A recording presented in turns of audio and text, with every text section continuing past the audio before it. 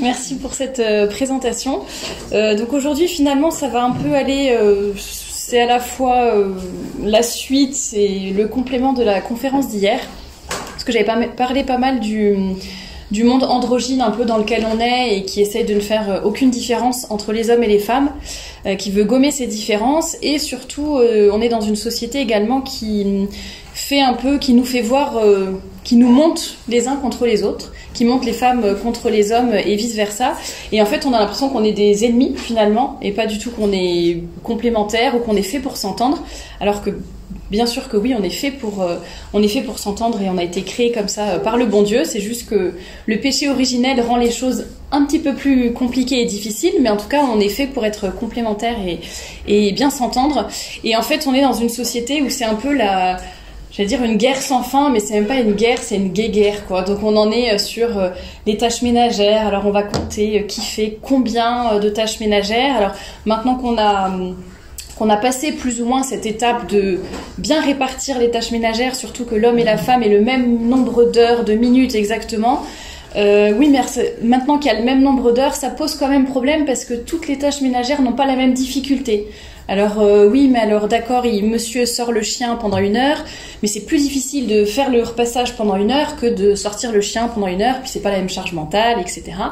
Donc oui, c'est beaucoup de choses qu'on entend, et en fait on se rend compte que quand on se voit comme des ennemis, finalement aucun calcul ne sera jamais suffisant. Enfin, c'est un peu idiot de vouloir chercher une espèce d'égalité parfaite et très superficielle finalement, et de se dire on partage tout pile poil, il faut qu'on fasse tous la même chose dans la même quantité, dans les mêmes conditions, etc. C'est aussi l'histoire des quotas par exemple dans les entreprises.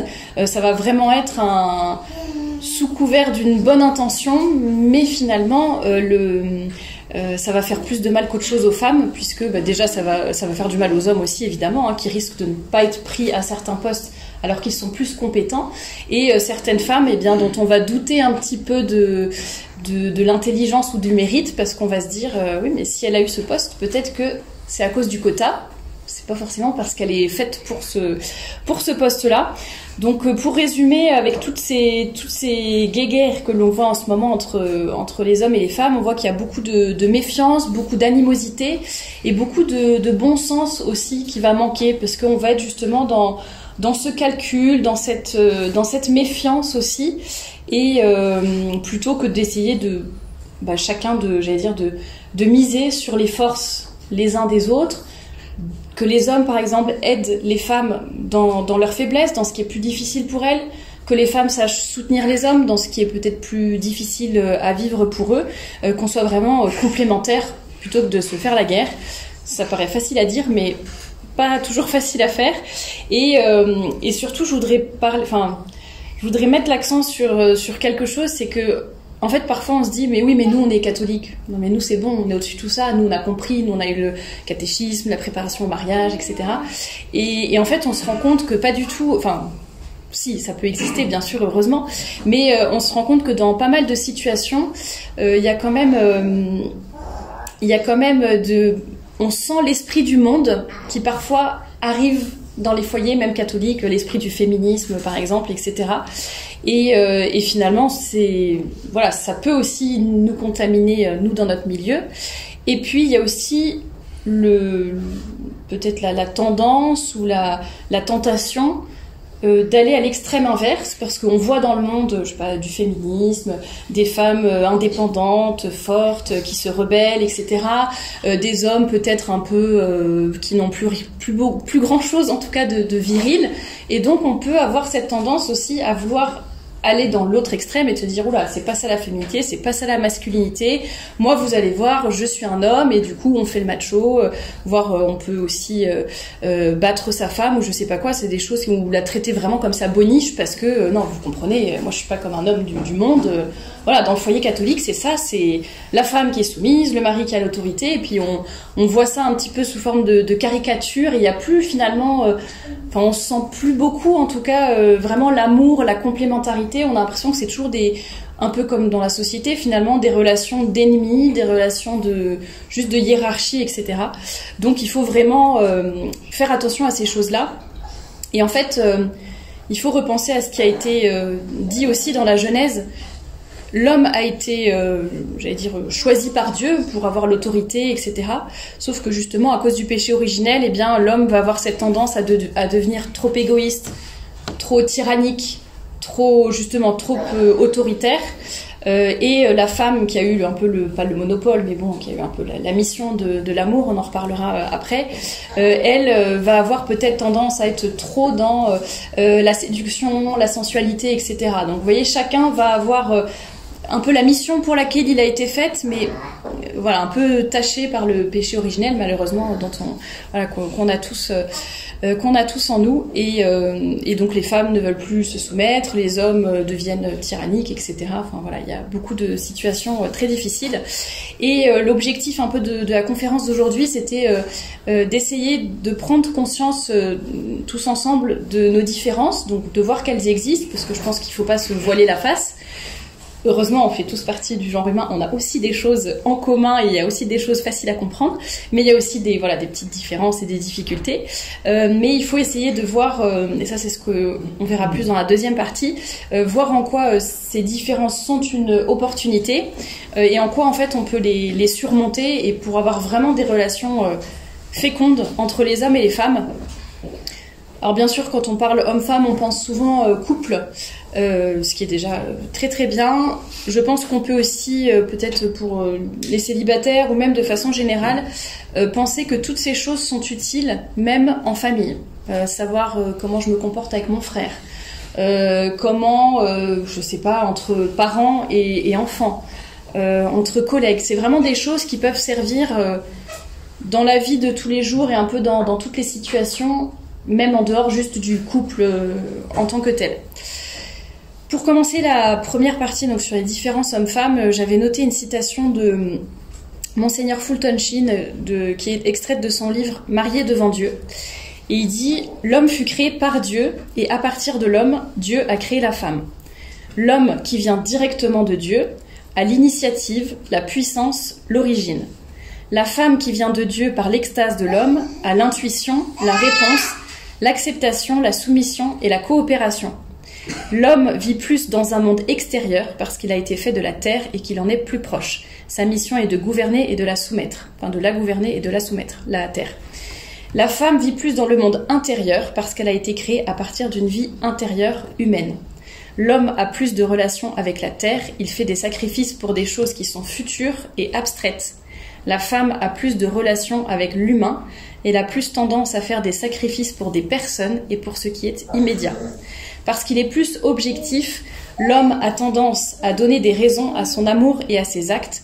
La femme qui est subjective et qui vient de l'homme a plus tendance à aimer simplement pour aimer. Voilà pour la citation qui nous dresse déjà un petit tableau de ces différences hommes-femmes. Alors là, Monseigneur Fulton Sheen, il a fait ce tableau à partir un peu de ce qu'on voit dans la Genèse, l'homme créé par Dieu à partir de la terre et la femme créée à partir d'une côte d'Adam, comme on le voit dans la Bible. Et donc on voit ces différences. J'en avais un petit peu parlé déjà hier, ne serait-ce que voilà le côté de l'homme qui est plus dans les choses abstraites, lointaine, dans les raisonnements, la femme qui va plus être dans la relation avec les personnes, etc. Ce qui explique aussi les différences de choix de métier, par exemple, qui s'expliquent par ce qu'on préfère et pourquoi on est fait. D'ailleurs, je l'ai dit hier, mais je vais le répéter parce que vous n'étiez pas tous là hier. Quand on parle de féminité et de masculinité, souvent on dit oui, il ne faut pas tomber dans les clichés, toutes les femmes ne sont pas pareilles, tous les hommes ne sont pas pareils. Je suis tout à fait d'accord. Il y a plein de façons différentes de voir sa féminité, de la vivre au quotidien, de la faire rayonner, s'épanouir, etc.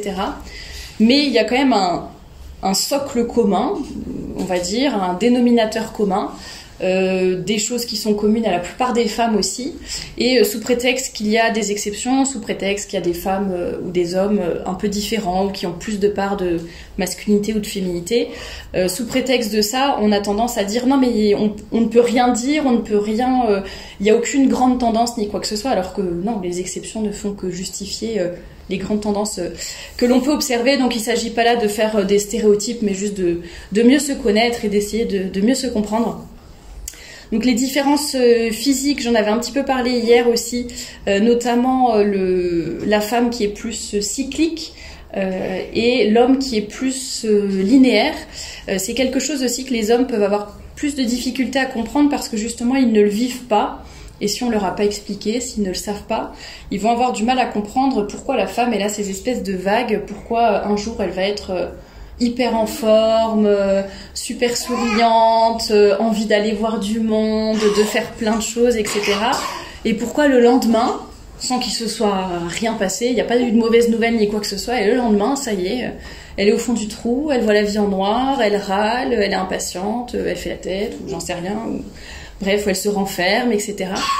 Et les hommes ont du mal à comprendre que nous, ça fonctionne, que les femmes fonctionnent vraiment par cycle, par vague, et ça monte, ça descend, et on n'est pas toutes toujours alignées comme un homme qui va être beaucoup plus linéaire, beaucoup plus stable. Et justement, ça c'est une des choses, je pense sur lesquelles on peut s'appuyer sur cette stabilité que les hommes peuvent nous apporter justement. Il faut à la fois que nous, les femmes, on s'appuie sur cette linéarité et cette stabilité pour justement apprendre à réguler, à tempérer nos hormones, à les dompter, à vivre avec, donc ne pas les renier bien sûr, mais essayer d'adapter notre emploi du temps par rapport à ça, etc. Mais également savoir se dire, voilà, j'ai un homme, si on a de la chance d'être marié par exemple, ça peut être aussi un frère ou autre, mais d'avoir ces références, ces modèles masculins qui vont être là, qui vont être solides, qui vont ne pas bouger, qui vont avoir cette stabilité qui va peut-être nous aider à surmonter un petit peu toutes ces vagues qui sont pas toujours évidentes à prendre. Et puis moi j'encourage toujours les hommes à vraiment connaître le cycle de la femme, alors pas forcément dans tous les moindres détails, mais même dès la jeunesse, j'allais dire, mais de savoir ce que la femme est en train de vivre pour pouvoir la comprendre, pour pouvoir l'accompagner. Et c'est vrai qu'on a toujours un peu ce cliché, on en parlait hier, ce cliché des hommes qui disent ah bah ça y est, elle doit être indisposée parce que vu son humeur, bon voilà. Bon, c'est la petite blague comme ça, mais c'est tellement plus agréable d'avoir un homme qui comprend et qui va se dire oula, là c'est pas le moment de l'embêter, là elle a besoin d'être calme, elle a besoin de, je sais pas, elle a juste besoin que je me taise, que je la prenne dans mes bras par exemple, elle a juste besoin de, je sais pas, qu'on annule la sortie qu'on devait faire et on reste tranquillement à la maison, ou que je lui fasse une petite infusion, enfin j'en sais rien, toutes les femmes sont différentes, mais voilà, elle a juste besoin que je prenne soin d'elle, il faut pas insister, il faut pas, ça sert à rien d'avoir des grands débats, de prendre des grandes décisions par exemple dans ces moments-là.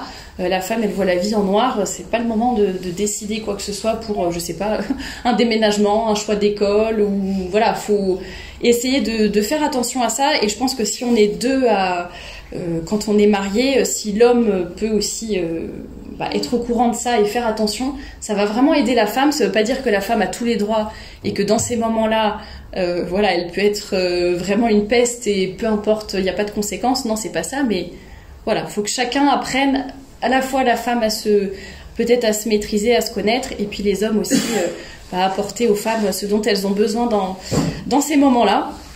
Et puis il y a quelque chose aussi sur la sensibilité des femmes, donc qui est pas forcément lié aux hormones, mais ça peut l'être. Et là pareil, je disais, il faut accepter, les femmes doivent accepter que parfois les hommes nous paraissent un peu brutes de décoffrage, un peu insensibles, un peu trop durs, mais tu comprends pas, mais t'as pas toutes les données, mais oui, mais t'as pas compris qu'il y a une telle, ceci, cela, bon. Et alors que les femmes, on va vraiment, il y a le regard de l'autre qui compte, et puis il y a nos relations avec les autres, puis il faut qu'on soit bien avec un tel, et puis si je dis ça, il y aura peut-être ça comme conséquence, etc.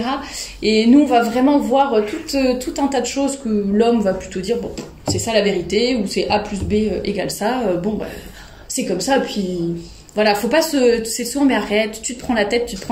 Nous, on va réfléchir, trop réfléchir parfois, et justement, il faut profiter d'avoir ce regard masculin. Moi, je sais que ça m'a beaucoup aidé, notamment au début quand j'avais créé Femme à part.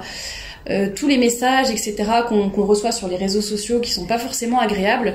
Et puis moi, j'avais cette tendance à vouloir répondre à tout le monde, me justifier auprès de tout le monde, répondre à toutes les critiques, etc. Parce qu'il y avait beaucoup de critiques que je trouvais, qui étaient très injustes, très dures, des choses fausses qui étaient dites sur moi, etc. Et au début, j'avais vraiment, ça me minait, et en plus, j'avais, pour moi, c'était impossible de pas répondre, quoi. Il fallait que je me justifie, que je rétablisse la vérité, etc. Mais j'ai des amis donc hommes qui m'ont dit mais enfin, tu bannis la personne de ta page ou tu supprimes le commentaire et basta. Enfin, où est le problème? Tu vas pas répondre à un truc aussi insultant et bête, quoi. Enfin, c'était même pas des trucs constructifs, c'est vraiment des choses idiotes. Mais moi, dans ma tête, je me disais, mais non, parce que si je réponds pas, la personne va penser que, si je supprime, on va penser que je supporte pas la critique.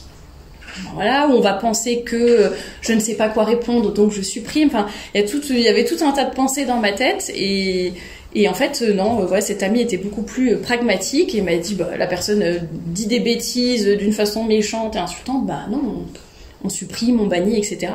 Bon, bref, tout ça pour montrer que parfois l'homme va avoir beaucoup plus de sens pratique, il va moins s'encombrer de toutes les pensées un peu parasites que nous on peut peut-être avoir. Et ça peut nous aider. Donc, même si parfois on a l'impression que c'est un petit peu trop brut, mais en fait ça peut vraiment nous aider à surmonter un peu notre sensibilité aussi. Par rapport au langage, on ne parle pas la même langue que les hommes. Alors, on a la même langue, les mêmes mots, qui ne veulent pas dire la même chose. Un homme, les mots qu'on prononce, ce sont les mots du dictionnaire. C'est-à-dire, je sais pas, une table, voilà, c'est la définition du dictionnaire. La femme, elle va dire le même mot, ça va avoir toute une autre signification. Plutôt des phrases, je dirais. Donc la femme, l'homme va être, comme je dirais, il est beaucoup plus, peut-être un peu plus simple, plus direct. Donc quand il a quelque chose à dire, généralement, il le dit de la façon la plus directe, la plus simple, la plus efficace, on va dire, c'est l'efficacité qui est recherchée. La femme va plutôt fonctionner par sous-entendu, par devinette, par indice qu'elle va semer pour que l'homme comprenne ce dont il s'agit. Et en fait, ce qui est assez drôle, c'est que en fait, les hommes comprennent pas du tout. Et nous, entre femmes, ça va être super clair, ou entre copines, ou je sais pas quoi, on va très bien comprendre ce que l'autre a voulu dire. Ben, les hommes, mais aucune idée. Et donc, ça, c'est vraiment des efforts à faire. Je vous invite à... Moi, on me l'avait dit aussi, un ami qui m'avait dit « Mais pourquoi tu me le dis pas directement ?» J'ai dit « Mais je viens de te le dire directement. » Non, t'as pas dit ça. Toi, t'as fait le sous-entendu pour que je comprenne. Mais pour moi, c'était vraiment clair comme de l'eau de roche. Donc, par exemple, la femme qui dit à son mari « Ah, tiens, mon chéri, tu sais, il y a un nouveau restaurant qui a ouvert dans le quartier de la vieille ville. Il a l'air sympa en plus. » Ah, d'accord. Bon voilà, l'homme en fait pour l'homme c'est une information, c'est voilà, il y a un restaurant qui a ouvert, ça veut dire il y a un restaurant qui a ouvert. La femme, il y a un nouveau restaurant qui a ouvert, ça veut dire mon chéri, ça serait peut-être sympathique que tu m'y emmènes. Voilà. Donc c'est des petites choses, mais il faut bon. Parfois, on peut aussi faire des sous-entendus, etc. Mais je pense qu'en fait, la plupart du temps, et ça va vraiment, je pense, vous servir les femmes devraient vraiment essayer de faire cet effort parce que je trouve que dans tous les domaines, ça facilite énormément de choses. Nous, notre facilité, c'est que je pense qu'on va avoir plus on va avoir plus de facilité à enrober les choses, à les amener avec délicatesse, à aborder peut-être un sujet difficile. Mais ça ne nous empêche pas qu'il faut le faire. Il faut garder cette douceur, cette bienveillance, cette délicatesse. Voilà, il faut continuer de faire attention, mais ça n'empêche pas après d'être vraiment direct, en tout cas d'être clair, d'exprimer vraiment et pas par sous-entendu. Et l'homme, ce qu'il pourra apprendre de la femme, c'est continuer évidemment à s'exprimer clairement, peut-être apprendre parfois à mettre un petit peu plus de forme, à être plus délicat, à choisir son moment pour parler, etc. Vous voyez, c'est là qu'on voit qu'on a chacun vraiment à apprendre l'un de l'autre et à faire attention. Et c'est vrai que, et même entre femmes après, je trouve, en tout cas moi je sais que ça m'a servi avec les femmes aussi d'être plus, voilà, on est plus direct, on dit les choses clairement et ça évite beaucoup de quiproquos aussi, parce que même entre femmes finalement parfois on va peut-être pas vouloir voir le sous-entendu ou je ne sais quoi. Donc ça permet de vraiment faire attention à ça. J'ai essayé de relire ce que j'avais noté. Et puis, quelque chose aussi auquel on devrait faire attention, c'est du côté masculin comme féminin, mais pas de la même façon, c'est tout ce qui est langage non-verbal finalement. Donc les femmes, j'en ai parlé un peu de notre sensibilité juste avant, et en fait on va avoir du coup cette tendance à tout interpréter, et comme le regard des autres est important pour nous, qu'on a besoin j'en parlerai juste après, de se sentir aimé, accepté, etc., on va avoir vraiment une très grande sensibilité à ce que l'autre peut penser de nous, à ce qu'il peut dire de nous, à ce qu'il va voir, etc. Enfin, on a envie vraiment d'être sous notre meilleur jour. Et avec cette sensibilité et cette capacité trop grande d'interprétation, et bien parfois juste, je sais pas, un homme ou quelqu'un qui fronce les sourcils, qui regarde sur le côté, je sais pas, qui remet quelque chose, qui fait un soufflement, j'en sais rien, des toutes petites choses comme ça. La femme va très rapidement les interpréter, va se dire zut, à mon avis il est fâché, zut, il a voulu dire que nanana, il veut me faire comprendre que non, il veut rien faire comprendre. En général, les hommes vont dire s'ils ont quelque chose à dire, ils vont le dire directement. Après, ça peut arriver par exemple qu'ils soient un peu renfermés parce qu'ils ont des soucis, donc ils préfèrent ne pas en parler et rester dans leur grotte, et ça c'est autre chose. Mais en tout cas, c'est plus les femmes qui vont bouder que les hommes, par exemple. La femme la femme est capable, au contraire, de dire je suis pas contente, je boude, je fais la tête, et c'est ma façon de faire comprendre à l'autre que je suis fâchée. L'homme, je pense que s'il est fâché, généralement, il le dit, quoi. Il l'exprime. Donc, apprenons à exprimer aussi nos émotions. Ça veut pas dire qu'il faut pas avoir d'émotions, qu'il faut pas avoir de sensibilité, mais je pense que pour un homme, ça sera beaucoup plus facile de vous comprendre si vous lui dites écoute, quand tu fais ça, je me sens blessée, je me sens mise de côté, je me sens je ne sais pas quoi, et comme ça l'homme au moins écoutera normalement et essaiera de remédier à ce qui s'est passé, mais au moins vous pourrez concrètement savoir ce qui se passe. Et j'ai une idée qui m'est venue sur le langage. Ah oui, avec le langage, je pense au bavardage. On peut avoir trop tendance à bavarder, à beaucoup parler, j'en sais quelque chose. Et en fait, à force de trop parler, mais l'homme, en fait, il écoute plus, quoi. Et je pense, en fait, il y a un débit qui est tellement important. Oui ma chérie, on peut dire mais ce qu'on veut, mais alors le mari à côté il dit oui, puis la femme elle bavarde. Donc essayons de ne pas trop inonder les hommes de nos discours, de nos babillages, j'allais dire, ça veut pas dire qu'il faut pas parler, mais essayons peut-être de limiter un petit peu nos paroles, de laisser les hommes parler aussi, ils ont aussi des choses à dire, après ça dépend un peu des caractères, mais voilà, je pense qu'il faut quand même y faire attention et essayer de rééquilibrer un petit peu les choses.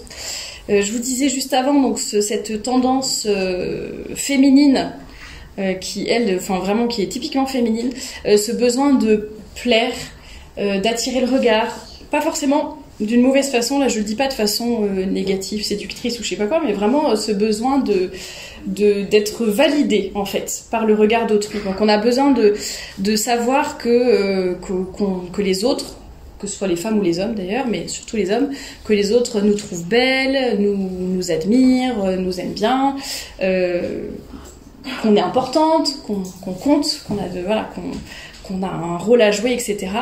Les hommes vont plus avoir le besoin d'être admirés et d'être respectés, d'être aimés, en fait, pas trop, enfin si, de leur épouse bien sûr, mais je veux dire de façon générale, ils ont plus le besoin d'être admirés et d'être respectés, et donc chaque sexe doit savoir parler avec l'autre, enfin, entre guillemets, lui apporter ce dont il a besoin aussi, et je pense notamment à quelque chose, si les papas disaient plus souvent à leurs filles qu'ils les aiment, qu'ils les trouvent belles, qu'elles sont jolies, etc. Bon, ça veut pas dire non plus flatter leur vanité ou toute la journée qu'est-ce que t'es belle, qu'est-ce que t'es intelligente, etc. Mais s'ils savaient faire des compliments à leurs filles, les filles auraient moins besoin d'aller chercher ailleurs l'approbation et l'amour des autres, en fait, des inconnus, enfin de ceux qui sont en dehors de la famille. Et une petite fille ou une jeune fille, une ado, etc., qui a son réservoir d'amour qui est déjà rempli parce qu'elle a des parents aimants et surtout elle a une figure masculine qui lui dit, si c'est vrai bien sûr, si elle s'habille n'importe comment, on va pas aller lui dire c'est bien ma chérie, continue comme ça, mais voilà, si lui faire des petits compliments sur ses tenues, etc., quand elles sont belles, eh bien le réservoir va être rempli et la jeune fille ou la fille en question ou jeune femme aura moins tendance à avoir besoin d'aller chercher chez un mauvais garçon, chez un collègue, c'est chez je ne sais qui, cette approbation, cet amour, ce regard un peu pétillant ou je ne sais quoi. Donc faisons attention à ça aussi, je pense que c'est vraiment, là les hommes ont vraiment leur rôle à jouer, et puis les femmes doivent vraiment dire aux hommes qu'elles les admirent et qu'elles les respectent et qu'elles sont fières d'eux. Ça peut être vraiment à la fois en couple, mais bon, comme je le dis, ça s'applique partout, avec des frères, des cousins, une fille avec son père, etc. Il faut vraiment savoir leur dire et leur faire sentir en fait qu'on les respecte, qu'on les admire, qu'on respecte leurs paroles, qu'on va leur donner justement un temps de parole aussi, qu'on va être fiers de ce qu'ils font, quoi. Ça peut être des toutes petites paroles, mais ou quand ils rendent service, mais je crois que je voulais en parler un petit peu après, dans la deuxième partie, mais savoir, je sais pas, moi comme mon frère... En ce moment, j'ai beaucoup mon frère et mon cousin qui viennent m'aider à la maison pour... je suis une femme, donc il y a plein de choses que je peux pas faire toute seule. Et voilà, c'est bien de pouvoir leur dire merci, sans toi, j'aurais pas pu faire ça, ou merci, tu me rends vraiment grand service. Oh là là, je t'admire, tu sais bricoler, tu sais machin. Moi, je suis incapable de tenir un marteau. Enfin voilà. Mais il faut pas que ça soit des... Comment dire, faut pas que ça soit des mensonges, mais il faut savoir leur montrer vraiment qu'on a une admiration. Ça veut pas dire qu'on est... gaga comme ça, qu'est-ce qu'ils sont beaux, qu'est-ce qu'ils sont parfaits, c'est pas ça, mais admirer, c'est voilà, c'est un homme, il est respectable, il a des belles qualités, etc. Et ouais, ça nous tire vers le haut, et il faut savoir le dire aussi. Et puis donc les femmes, par rapport à notre besoin de plaire, d'attirer le regard, etc. Ça, c'est vraiment quelque chose sur lequel il faut travailler. C'est une histoire de confiance en soi aussi. Bon, j'ai expliqué aussi par rapport les pères avec leurs filles, mais après quand on est plus grande, je pense qu'il faut vraiment être, ça rejoint un peu ce que je disais hier sur la colonne vertébrale, l'alignement, l'intérieur, l'extérieur, etc. Mais il faut vraiment travailler sur la confiance en nous.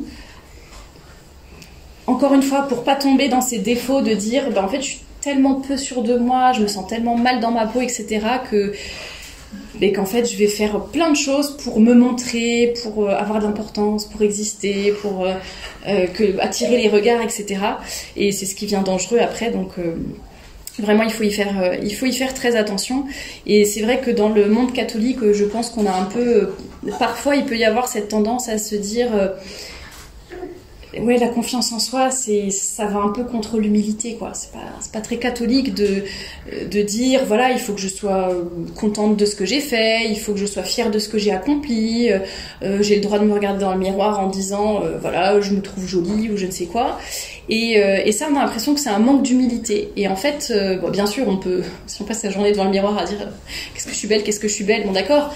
Mais si c'est juste dire, je reconnais les qualités que j'ai, et en plus, je remercie le bon Dieu parce que c'est lui qui me les a données. C'est lui qui m'a créé, qui m'a donné mon corps, par exemple, si je me trouve belle. C'est lui qui m'a donné tel talent pour accomplir telle chose.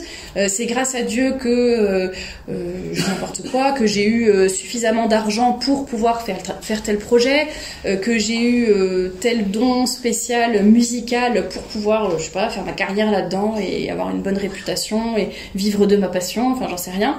Et voilà, il faut juste remercier le bon Dieu, il faut faut pas s'enorgueillir et penser que c'est grâce à nous et nous-mêmes qu'on peut tout faire, mais en tout cas il faut travailler sur cette confiance qui va un peu en fait c'est une confiance, j'allais dire, qui est ancrée en Dieu et qui va vraiment nous ancrer bien sur terre et qui va faire qu'on va réussir à garder l'humilité et en même temps à être droit dans nos baskets, et les gens auront plus de mal peut-être, enfin j'allais dire les ennemis de façon générale, la société, le mal, etc. Enfin ça sera plus difficile de nous faire dévier, on aura moins une faille qui va finalement faire qu'on pourra être plus facilement manipulable ou on pourra plus nous tirer vers le bas, j'allais dire.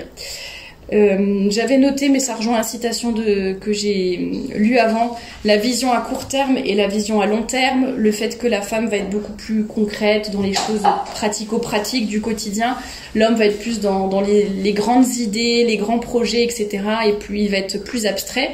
Donc on va beaucoup s'énerver parce que monsieur oublie de je sais pas, ranger telle chose, ou ça fait 50 fois qu'on lui dit que c'est rangé dans tel placard et il se trompe toujours, il le fait pas. Et on va beaucoup s'impatienter par rapport à ce genre de choses chez les hommes, parce que nous, il y a beaucoup de choses mais du quotidien, quoi, basique, de rangement, de repassage, de je sais pas quoi, qui sont tellement évidentes, tellement faciles pour nous, tellement innées. C'est très politiquement incorrect ce que je viens de dire, mais bon, et en tout cas qui vont être plus faciles pour nous, plus évidentes, et ça va beaucoup nous énerver parce qu'on trouve que l'homme c'est un gros pâteau parfois, enfin vraiment, et on dirait qu'il a deux mains gauches et qu'il n'y arrive pas, et l'homme pareil peut trouver que la femme parfois est beaucoup trop dans terre à terre et qu'elle a du mal à s'élever un petit peu, à penser plus loin, peut-être élaborer un raisonnement plus philosophique ou je ne sais pas quoi. Non pas qu'elle ne soit pas capable, mais nous on va tout de suite voir l'humain, on va voir le concret, ce qui est près de nous, ce qui nous touche, comment je peux mettre ça en place dans ma vie.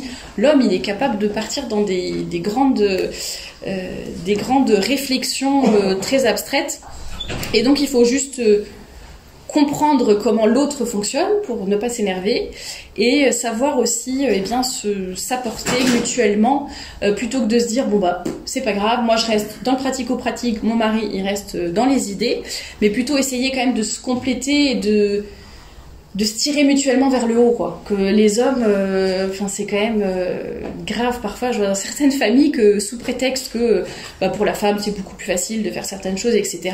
Il y a des jeunes garçons qui se retrouvent étudiants ou autres qui sont incapables de cuire des pâtes, d'entretenir leur lessive, d'avoir une bonne hygiène, etc.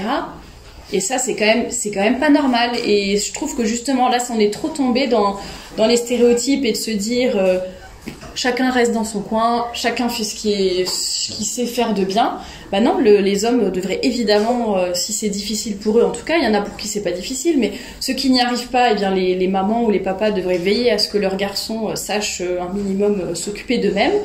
Et les femmes devraient pas du tout être reléguées à la cuisine ou je ne sais quoi, et elles devraient aussi apprendre à avoir des discussions intéressantes aussi, s'extraire un peu du quotidien parce que parfois on est un peu trop englué dedans et on n'arrive plus forcément à avoir cette vision à long terme que les hommes ont plus facilement. Donc savoir vraiment s'apporter mutuellement sur ce plan-là. J'avais noté également une différence entre les hommes et les femmes par rapport aux stimuli visuels. Je ne sais plus d'où vient cette citation. J'ai noté une citation, je ne sais plus d'où elle vient. Bon, je vais vous la lire quand même. Plus la femme se respecte, plus les hommes la respecteront. Essayez d'attirer le respect plutôt que la concupiscence pour des relations plus saines et une société plus saine. C'est quelque chose que les femmes ont beaucoup de mal à comprendre, pour en avoir discuté avec plusieurs hommes. Parce que c'est la réflexion qu'on me fait toujours quand je dis il faudrait que les femmes essayent d'être plus modestes, plus élégantes, plus décentes, etc. Oui, c'est aux garçons d'éduquer leur regard, hein. Alors je suis d'accord, bien évidemment, la femme ne va pas prendre toute la responsabilité sur elle. Ceci dit, comme je le disais, on marche on est complémentaires, donc chacun va essayer d'aider l'autre pour là où c'est plus difficile pour lui. Et en fait, je crois que les femmes, comme on ne fonctionne pas comme les hommes, on a beaucoup de mal à comprendre que vraiment les hommes sur ce plan-là, je dis les hommes en général, hein, je sais que ça peut varier, mais en général, pour les hommes, c'est beaucoup plus difficile. Il y a beaucoup plus de lutte. Les stimuli visuels n'ont pas du tout la même conséquence que pour une femme, par exemple, qui regarderait un homme ou je ne sais quoi. Et pour l'homme, ça va vraiment être un gros travail pour rester chaste, en fait, qu'il soit marié ou pas marié. Et les femmes doivent vraiment comprendre que c'est pas le même fonctionnement et qu'elles ont un grand rôle à jouer, bien évidemment. Et qu'elles ont leur rôle à jouer, en fait, tout simplement. Déjà, j'allais m'arrêter sur cette phrase parce que souvent, on rejette la responsabilité sur les hommes, et j'allais dire, il y a une partie, évidemment, c'est raisonnable, je veux dire, c'est les hommes, à eux de travailler, de faire attention, etc. Bien évidemment.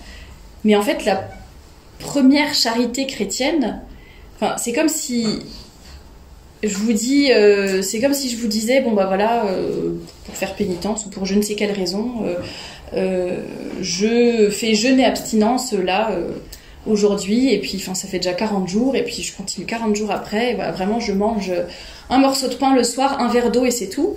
Et puis c'est comme si c'est mon problème, c'est mon choix, c'est moi, voilà, c'est ma responsabilité entre guillemets. Et puis c'est comme si tous vous là présents, vous veniez et puis je sais pas, vous mettiez plein de bons plats sur ma table juste pour que j'ai l'odeur, que je les vois, que ça me donne envie, enfin juste pour me tenter en disant bah attends, c'est elle, elle se débrouille, elle fait jeûne et abstinence. Bon, bah ça serait quand même pas très charitable. Ça veut pas dire que ça serait votre faute si jamais je mangeais quelque chose, mais n'empêche que ça serait pas très sympa. Et en fait, il faut comprendre ça en tant que femme et se dire, en fait, c'est la moindre des charités, quoi. Si on sait que c'est telle chose qui est difficile pour une personne, eh bien, on va faire en sorte que ça soit plus facile pour la personne et on va l'aider à lutter, à combattre, etc. L'homme aussi, évidemment, doit travailler sur lui-même, mais en fait, ça va aussi nous aussi, on doit participer finalement à ce combat en quelque sorte. Et je parle plus de modestie et de décence dans le livre. Et en fait, plus la femme va être respectable, va faire attention à sa tenue. Quand je dis tenue, c'est les vêtements, mais c'est aussi sa tenue, son attitude, son langage, etc. Et ben en fait, plus la femme va être respectable, va être belle, décente, etc. Plus l'homme va vouloir vraiment la mériter, devenir meilleur. Ça va lui inspirer en fait des bons sentiments, quoi, le sacrifice de soi, le devoir, le sens de l'honneur, etc. Le courage. Ça va vraiment le porter à des belles choses, justement parce qu'il voudra être digne de la femme. Et ça, je reçois et j'entends des tonnes de témoignages par rapport à ça. Et ça rejoint ce dont on parlait hier sur l'apostolat même silencieux, sans rien dire, juste le fait de bien se tenir, de bien s'habiller, etc. Là, c'était même au-delà du vêtement. C'était une dame qui m'avait dit qu'elle était infirmière et que... donc elle avait un uniforme déjà. Enfin, je veux dire, toutes les infirmières étaient pareilles, il n'y avait pas de raison qu'elles sortaient pas du lot par rapport aux autres. Elle n'était pas, par exemple, en jupe descente, alors que les autres auraient été en jean ou je ne sais quoi. Enfin, vraiment, tout le monde était pareil. Et comme ça arrive souvent, malheureusement, en médecine, enfin en hôpital, etc., il y avait des médecins qui très souvent avaient des gestes ou des paroles déplacées envers les infirmières. Et elle m'a dit, moi, jamais personne n'a osé me faire une blague salace, me dire quelque chose d'impoli ou avoir des gestes déplacés. Et elle a dit, pourtant, j'étais vraiment habillée comme les autres. Mais elle m'a dit, je pense que de par la façon dont je me tenais, dont je parlais, etc., et ben en fait, les médecins avaient compris qu'en fait, avec elle, on rigole pas, quoi. Enfin, avec elle, celle-là, on la laisse tranquille, en fait, sans avoir... c'était pas une question, hein, on a peur d'elle, mais dans le sens, elle, en fait, on peut pas y toucher. C'est comme si... Elle avait comme une protection autour d'elle grâce à son attitude. Moi, je sais que ça me le fait aussi au bureau, je le raconte souvent, mais... voilà, ces atmosphères de bureau, hein, c'est pas trop catastrophique, mais bon, de temps en temps, il y a des paroles, etc. Bon, bref. Et puis, un jour, j'avais un collègue qui m'avait fait une remarque sur la longueur de ma robe, parce qu'on parlait souvent, enfin, vu que je faisais mes robes, etc. Enfin, très souvent, j'avais mes collègues, alors, c'est toi qui as fait ta robe, etc. Bon. Et puis, bon, bref, le sujet était venu là-dessus, puis j'ai évidemment un collègue masculin qui me dit elle serait mieux si elle était un peu plus courte. Ça va, c'est pas non plus... trop méchant ni trop sale ou je sais pas quoi, enfin franchement c'est pas catastrophique, mais moi j'ai juste regardé en lui disant bon non, moi je trouve que la longueur est très bien comme ça, j'ai juste dit voilà, je l'ai pas grondé, j'ai pas fait des gros yeux, j'ai pas été méchante, vraiment j'ai juste dit bon non, moi je trouve ça bien. Puis après j'étais retournée m'asseoir à mon bureau et 10 minutes après il est venu me voir en me disant, moi j'avais déjà oublié, puis il vient me voir, il me dit Thérèse, je suis vraiment désolée pour ce que je t'ai dit tout à l'heure, non c'était pas bien, je regrette. Vraiment pardon, c'était déplacé, j'aurais pas dû. De quoi il me parle, moi j'avais déjà oublié. Et je me suis dit, c'est quand même déjà courageux de sa part de l'avoir fait. Et je me suis dit, je pense pas qu'avec une autre femme du service, il l'aurait forcément fait. Mais là, il a dû se dire, alors c'est peut-être parce qu'il savait que j'étais catholique, j'en sais rien, mais il a senti qu'il a dit quelque chose en fait qu'il aurait pas dû. Alors qu'il y avait beaucoup d'autres blagues bien pires qui étaient dites dans le service, mais... Voilà, donc par notre attitude, on peut faire déjà beaucoup et inspirer le respect, surtout vis-à-vis des hommes, mais aussi même entre femmes, bien sûr. J'avais noté aussi que, ça rejoint un petit peu un point précédent, mais que les hommes et les femmes font chacun les choses à leur manière. Je parle du ménage, de la cuisine, de l'éducation, de l'organisation, de plein de choses comme ça. Et en fait... parfois on s'énerve contre l'autre parce qu'il fait pas exactement comme on voudrait. Et je pense qu'il faut que les femmes aient de la patience aussi d'accepter que parfois ça soit pas fait exactement de la façon qu'on attend, et de se rendre compte que ça peut être très frustrant, de demander à son mari ou à un homme, bah tiens, est-ce que tu peux m'aider en, je sais pas, en déplaçant la table, en mettant le couvert, en faisant ceci ou cela, et puis que finalement donc l'homme nous aide volontiers, et puis par contre nous on repasse derrière, on râle, on dit que c'est nul, que c'est pas bien, et franchement j'exagère pas, enfin il suffit d'être dans des foyers je parle de moi en premier, hein, mais ça se voit vraiment partout. Les femmes parfois ne se rendent pas compte qu'elles vont être très castrantes, en fait, je sais pas si ça se dit, mais qu'elles vont vraiment castrer l'homme parce que elles demandent des choses, puis les hommes le font, puis après en fait c'était pas bien. En fait pour l'homme c'était déjà tellement grand de rendre ce service. Je dis pas qu'il faut dire c'est admirable, c'est génial, bravo, personne n'a jamais aussi bien fait que toi, mais sans exagérer les choses, on peut déjà juste dire merci de m'avoir rendu ce service. Et puis après on essaye d'être peut-être un peu plus précise dans nos consignes, même si ça marche pas toujours, mais bon, voilà.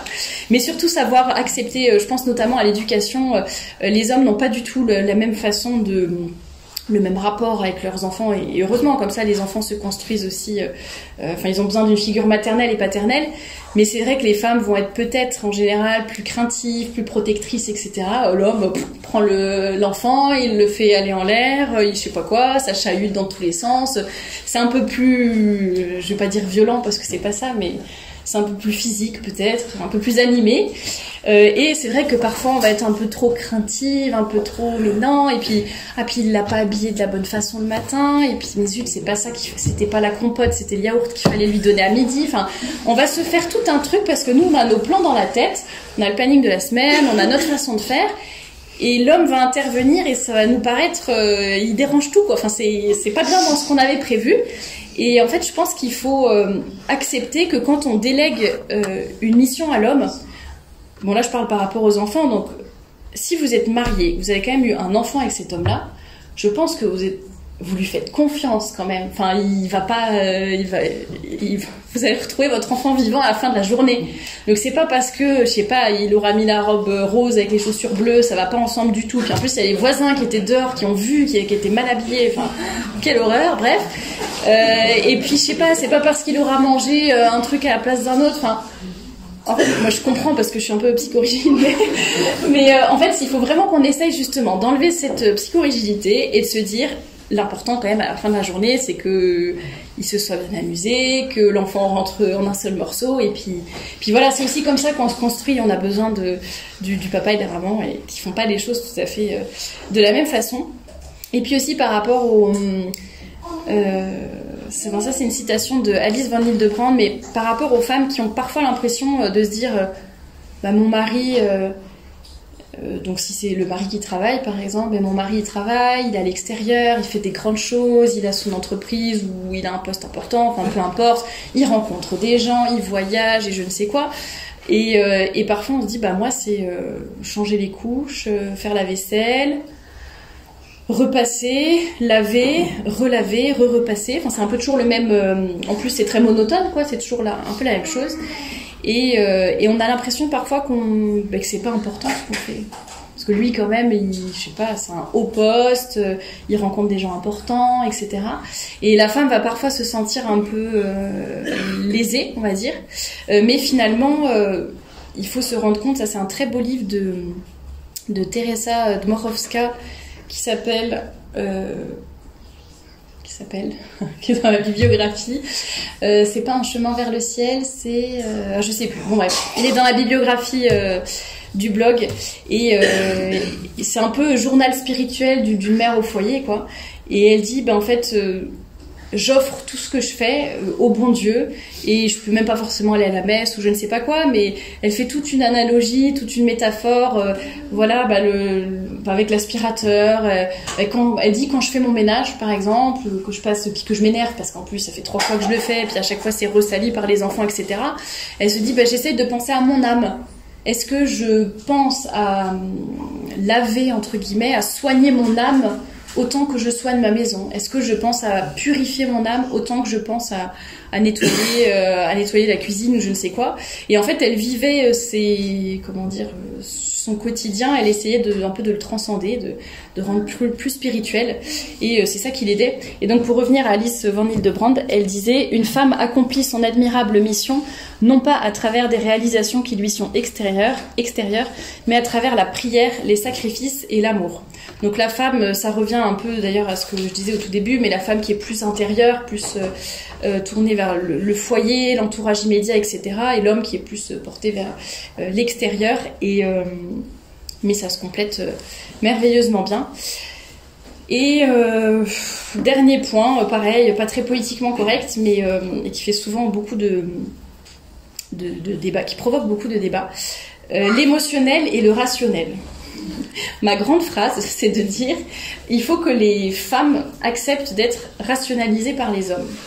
Et très souvent, les femmes se disent: mais ça veut dire que je suis bête, ça veut dire que j'ai besoin d'un homme pour pouvoir raisonner, etc. Enfin, tout de suite, ça fait vraiment un peu bouillonner. Et en fait, c'est très simple, c'est que, encore une fois, de façon générale, les femmes sont plus dans l'émotionnel, les hommes sont plus dans le rationnel. C'est facile, c'est juste de l'observation de ce qu'on peut voir. Je dis bien de façon générale, ça ne veut pas dire tout le temps, dans toutes les situations, etc. Mais en général, on va beaucoup plus réagir avec nos émotions qu'avec notre raison. Et il faut accepter justement que l'homme soit là pour, j'allais dire, un peu dépoussiérer quand on a, je sais pas, une décision à prendre ou quoi que ce soit, et qui nous aide justement. Les hommes vont nous aider à aller au fond des choses, à voir vraiment de façon pragmatique les choses, la situation, la décision à prendre, et enlever justement, un peu nettoyer tous les parasites. Ah, mais qu'est-ce qu'un tel va penser, le regard de l'autre, mais moi je me sens comme ça, mais je vais être triste parce que, enfin voilà, et essayer d'être plus objectif, de prendre du recul, de prendre de la hauteur. Et ça, c'est les hommes qui vont nous aider à faire ça. De même que les femmes vont avoir ce côté où justement on est plus dans l'émotion, plus dans le social, les relations avec autrui. Et généralement, c'est grâce à la femme que voilà, le couple va tisser des liens avec les autres, va plus, comme la femme est plus intuitive aussi, par exemple, elle va plus remarquer, tiens, telle personne a l'air un peu triste, telle personne a l'air fatiguée, pas bien dans sa peau, je ne sais quoi. Et la femme va avoir un petit peu ce radar, mais que l'homme généralement voit pas du tout. Et nous, juste en un seul regard ou quoi, on va vite deviner. Comme avec les enfants, un homme qui voit un bébé pleurer va pas toujours savoir mais pourquoi il pleure, de quoi a-t-il besoin, alors que la femme va plus facilement deviner, bah là il a faim, là il a soif, là il est fatigué ou je ne sais quoi. Et on a plus cet instinct, donc il faut bien sûr qu'on s'appuie sur nos intuitions, notre instinct, mais il faut aussi qu'on accepte la raison à côté. Et pareil, les hommes devraient aussi évidemment essayer d'accepter que la femme vienne arrondir les angles, que voilà, un peu apporter un petit peu de douceur et que ça soit un peu plus facile, comment dire, que les relations soient plus agréables les uns avec les autres et peut-être un peu moins brutes de décoffrage. Et bon, ça j'en ai parlé sur le blog, donc je vous laisserai lire si ça vous intéresse. Mais pourquoi c'est le mari qui a l'autorité? Parce que c'est vrai que le bon Dieu aurait pu dire c'est la femme qui va commander et c'est l'homme qui va se soumettre, en bref. Et en fait, tout, même dans notre psychologie, dans notre corps, la production des hormones qui ne sont pas les mêmes, etc. En fait, l'homme est beaucoup plus prédisposé justement avec sa stabilité, sa vision à long terme, etc. Et le fait qu'il soit plus dans la raison aussi, il est beaucoup plus prédisposé finalement à gouverner. Je dis de façon générale, ça peut être la famille, en politique, etc.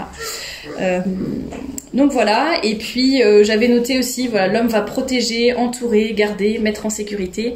La femme va donner un foyer chaleureux, agréable, où il fait bon vivre, et les deux se complètent très bien.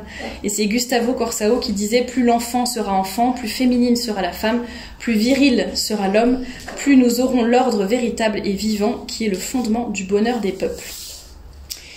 Dans une deuxième partie, mais qui va être beaucoup plus rapide, ne vous inquiétez pas, je voulais un peu parler de justement comment surmonter un petit peu ces différences, comment les rendre fécondes.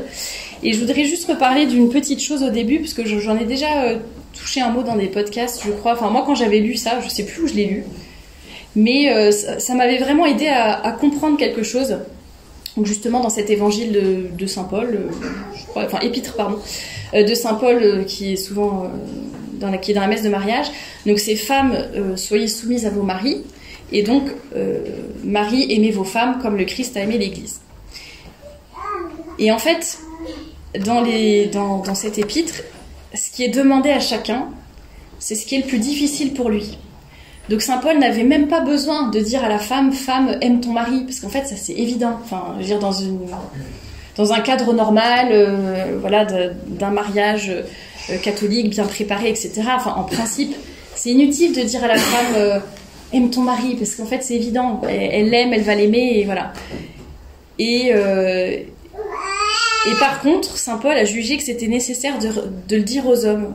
Aime ta femme comme le Christ a aimé l'Église. Parce que ça, c'est beaucoup moins évident. Je dis pas que les maris n'aiment pas leurs épouses, c'est pas ça. Mais disons que la continuité dans l'amour, continuer les petites attentions, etc., jusqu'à 35, 40, 50 ans de mariage, ça va peut-être être beaucoup plus difficile pour les hommes que pour les femmes. Donc pour la femme, ça va être ça coule un peu de source, ça va être évident, etc. Pour l'homme, en fait, une fois qu'il est marié, une fois qu'il y a l'alliance, c'est bon.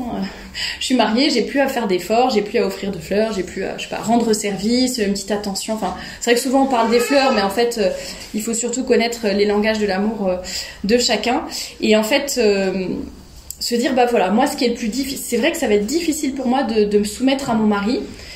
Donc bien sûr, ça c'est plus dans le cadre du couple, mais moi je trouve que ça, dans certaines situations, ça peut aussi se valoir, je disais avec des frères, des collègues, etc. Alors c'est pas la même soumission que dans le mariage, loin de là, mais je pense que parfois il faut aussi savoir se mettre sous l'autorité de l'homme.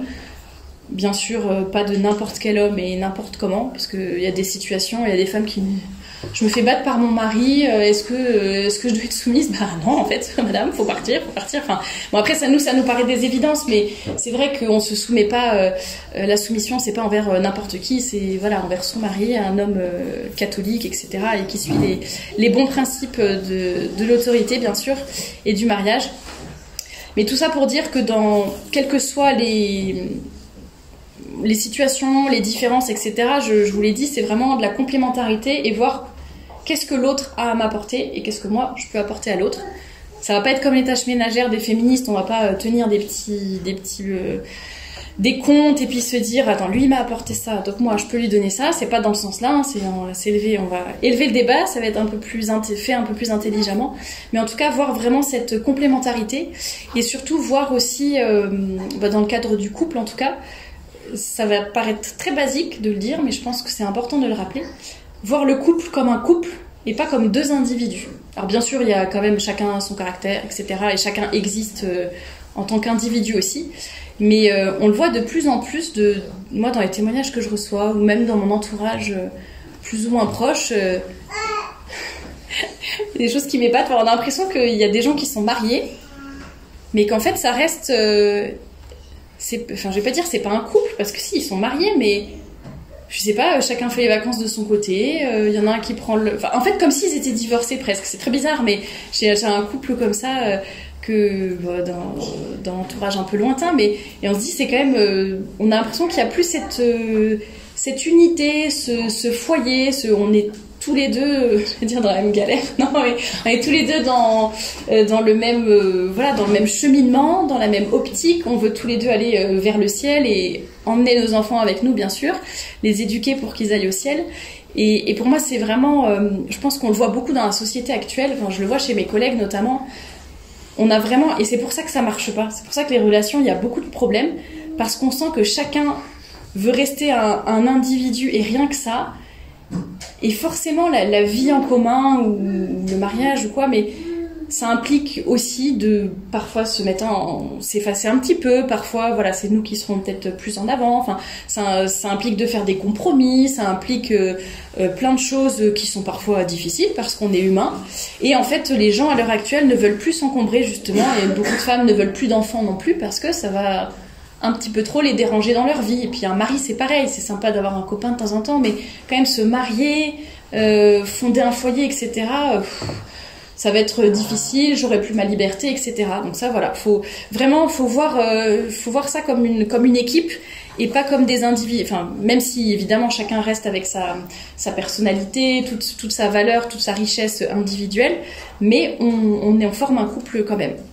Et puis si on n'est pas en couple, si c'est juste entre frères et sœurs, collègues ou amis, avoir vraiment en tête le fait de se dire on est là pour s'entraider, se tirer vers le haut Et moi, je sais que j'entends beaucoup trop souvent vraiment des hommes traiter les femmes comme des moins que rien, comme leur boniche, ou alors comme il y a des féministes dans la société, moi je veux surtout pas que ma femme ou que telle jeune fille de tel groupe soit féministe, alors on va en rajouter une couche pour être macho, mais vraiment dans un sens complètement un peu idiot pour bien montrer, ouais, les hommes c'est des hommes, voilà, un peu comme ce que je disais en introduction. Les femmes, pareil, elles vont tellement avoir peur avec tout ce qu'elles entendent, de se faire léser, de se dire j'ai besoin de mon indépendance, de ceci, de cela, etc., que finalement on va se voir comme des ennemis plutôt que comme des amis.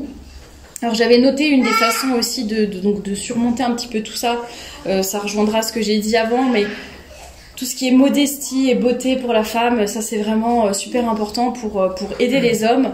Et je trouve que c'est un bon exemple de complémentarité, justement, de montrer que l'homme fait des efforts pour se dominer et la femme fait des efforts pour aider l'homme, tout simplement. Et c'est comme ça qu'on se tire vers le haut, finalement. J'avais noté aussi de cultiver sa féminité parce que, bon, je vais pas refaire la conférence d'hier, mais finalement... avec notre douceur, notre bonté, notre beauté, etc. Vraiment, on peut être un havre de paix pour l'homme et permettre à l'homme... Je disais souvent, on a l'impression que c'est l'homme qui fait des grandes choses, qui s'extériorise, qui va dans le monde, etc., qui accomplit beaucoup de choses. Et nous, on a l'impression que ça va plus être caché, plus invisible, la routine, le quotidien. Et en fait, on ne se rend pas compte qu'en fait, sans ce socle, sans ce foyer, sans ce havre de paix, sans cette femme qui va vraiment être l'épaule sur laquelle il peut compter sur sa femme, il peut avoir du réconfort auprès d'elle, etc. En fait, c'est ça qui permet à l'homme finalement d'accomplir de grandes choses. Et j'avais un ami qui disait finalement la femme prend part, je dis n'importe quoi, si par exemple un homme gagne un prix Nobel de chimie ou de je sais pas quoi, et ben finalement c'est presque son épouse qui gagne le prix Nobel en même temps que lui, parce que c'est grâce à elle qu'il aura eu, déjà qu'elle se sera occupée du foyer, ça lui aura laissé du temps pour travailler, c'est grâce à elle qu'il aura pu vraiment avoir toutes les conditions réunies pour pouvoir accomplir tout ça. Donc en fait, c'est comme si la femme avait presque le mérite aussi, enfin c'est pas comme si, c'est ça, elle a le mérite aussi de tout ce travail. Et ça, je pense que les hommes aussi devraient penser à remercier aussi leurs épouses. C'est vrai que c'est des choses, on a l'impression parfois que c'est toujours acquis, enfin... C'est normal, heureusement qu'elle va faire le ménage, sinon la maison ça serait le bazar. Bah oui, heureusement qu'elle le fait. Oui, mais il faut peut-être avoir conscience que, en fait, pour une femme, c'est quand même... ça peut être très très dur d'être au foyer, d'avoir des tâches répétitives, d'avoir des tâches invisibles. C'est-à-dire, c'est pas des grandes choses que tout le monde va voir, ça va vraiment avec le quotidien. Par contre, je dis que c'est des tâches invisibles, entre guillemets, c'est-à-dire quand on le fait, personne ne le remarque, mais quand on le fait pas... on le remarque aussi, voilà. Donc c'est vrai que d'ailleurs c'est ça qui est intéressant, c'est que en fait quand c'est pas des choses auxquelles on va faire très attention, mais par contre quand la femme arrête de les faire, là on sent que y a plus rien qui va, le rythme est pas bon, je sais pas, les lessives sont pas à jour, ceci cela, et on sent qu'il y a quelque chose qui devient bancal. Et donc messieurs, pensez à remercier vos femmes, à avoir des petites attentions, à essayez aussi de leur donner du repos quand c'est nécessaire, des petits moments pour elles, et c'est comme ça aussi... faut pas tomber dans la peur de ce qu'on voit à l'heure actuelle, des femmes indépendantes, féministes, etc. Mais je pense que dans tous les débats qu'il y a à l'heure actuelle, il faut quand même prendre en compte... parfois, c'est vrai qu'on nous lave le cerveau avec certaines choses, et on va avoir tendance à dire « Non mais c'est bon, ce sujet, on en entend tout le temps parler dans les médias, on nous en parle tout le temps. » Et en fait, il faut se dire, peut-être qu'aussi il y a des débats qui sont intéressants et auxquels on peut nous aussi faire attention. Par exemple, c'est vrai qu'on parle beaucoup du cycle féminin, etc., de l'endométriose par exemple, et voilà, on en parle beaucoup, peut-être beaucoup trop ou pas de la bonne manière, j'en sais rien, mais n'empêche qu'en attendant, plutôt que de dire c'est bon, ce sujet, on n'en parle pas, les médias en parlent trop, c'est forcément que c'est mauvais, ça vient du monde, on va pas se faire contaminer, etc., faut peut-être avoir l'intelligence de se dire bon, peut-être que c'est pas... Ils en parlent peut-être pas de la bonne façon, je ne sais quoi. En attendant, il y a un vrai sujet sur la souffrance de certaines femmes dans tel cas, et à nous aussi de savoir le prendre en compte et savoir faire partie du débat de façon intelligente. Qu'avais-je noté d'autre ? Oui, j'avais noté, bon ça c'est plus pour les femmes, mais bon, vous le retrouverez sur le blog aussi. Je l'avais mentionné tout à l'heure, mais pour les femmes, recevoir gracieusement, ce que les hommes nous donnent. Parce que c'est vrai que les pauvres, le peu de fois où on a des compliments ou des cadeaux, ben en fait, on va un peu dire mais t'aurais pas dû m'acheter ça, t'as vu déjà le budget, on est déjà serré, pourquoi t'as pris ça? Le pauvre, quoi. Le jour où il pense à faire un cadeau, bah... Et moi, j'ai déjà eu des témoignages comme ça de femmes qui m'ont dit, bah, depuis que je l'ai entendu, parce que je l'avais déjà dit dans d'autres conférences, et elle m'a dit, je me suis mordu la langue quand mon mari est venu m'apporter un cadeau et qu'elle savait que vraiment, financièrement, c'était ric-rac. Donc elle était un peu fâchée qu'il est, enfin c'est pas méchant contre lui, mais voilà, il a pris sur le budget familial pour acheter ça. Et elle m'a dit vraiment, j'ai mordu ma langue, j'ai rien dit, j'ai remercié. Et bon, quitte après à en reparler plus tard ou je ne sais quoi, à remettre un peu les choses au clair, mais il faut vraiment accepter ou pareil, je sais pas, j'avais une amie qui m'avait raconté ça, mais pareil, elle avait réussi à se mordre la langue, elle m'a dit oh là là, je t'en parle à toi comme ça. Elle me dit mais mon fiancé, il sait très bien quelle est ma couleur, ma couleur préférée, mes fleurs préférées, etc. Et il lui a offert pile la couleur de rose qu'il fallait pas quoi, enfin qui vraiment elle, ça lui faisait pas du tout plaisir. Et enfin si le geste, mais pas les fleurs en elles-mêmes quoi. Et elle me dit mais il sait très bien pourtant que c'est pas ça, mais elle m'a dit devant lui t'inquiète pas, j'ai dit que c'était génial et voilà, elle a dit merci mon chéri et puis c'est tout. Mais bon voilà, c'est des petites choses, mais parfois en fait on se rend même pas compte qu'on va casser les hommes dans leur élan, dans leur effort, etc. Donc voilà, faut aussi savoir accepter avec le sourire les cadeaux, les attentions et puis pour les hommes, bah, savoir avoir ces attentions, justement, ces petites attentions envers les femmes. Et puis parfois, c'est pas grand-chose. J'ai l'exemple tout à l'heure, je me permets de le dire. Mais tout à l'heure, à la fin du déjeuner, bah, asseyez-vous, prenez le café tranquillement, nous on débarrasse. C'est tout petit, enfin c'est tout petit, c'est pas pour diminuer le geste, hein, mais dire c'est pas, ça demande pas beaucoup d'argent, c'est pas non plus, c'était pas un déménagement qu'il fallait faire. Enfin, dire ça demandait pas énormément d'efforts. Et pourtant, c'est tellement appréciable. Mais en fait, juste d'entendre la phrase presque, j'allais dire. Moi, après ça, j'ai même pas besoin de m'asseoir, prendre mon café. En fait, juste qu'il y ait quelqu'un qui ait dit ça si gentiment, bah ça, déjà, ça rebooste, quoi. C'est super agréable. Donc, c'est des petites choses, mais il faut juste en avoir conscience. Et puis, bon, pour les femmes, j'avais noté aussi essayer d'être flexible, de ne pas vouloir toujours tout contrôler et de ne pas toujours vouloir avoir raison. Voilà, je laisse chacune méditer dans son cœur, mais je sais que c'est pas facile, mais et ça demande beaucoup d'humilité. Et justement, ça j'y pense parfois quand il y a des disputes, ou pas forcément des disputes, mais des petits malentendus avec les hommes. Et c'est vrai que parfois on sait pas juste se taire et arrêter, parce que parfois en fait il y a beaucoup de malentendus ou de disputes qui s'enveniment parce qu'en fait on a raison, on sait qu'on a raison, enfin on croit qu'on a raison en tout cas, et on veut vraiment le prouver et que la personne, l'homme en face de nous admette qu'il a tort et que nous on a raison.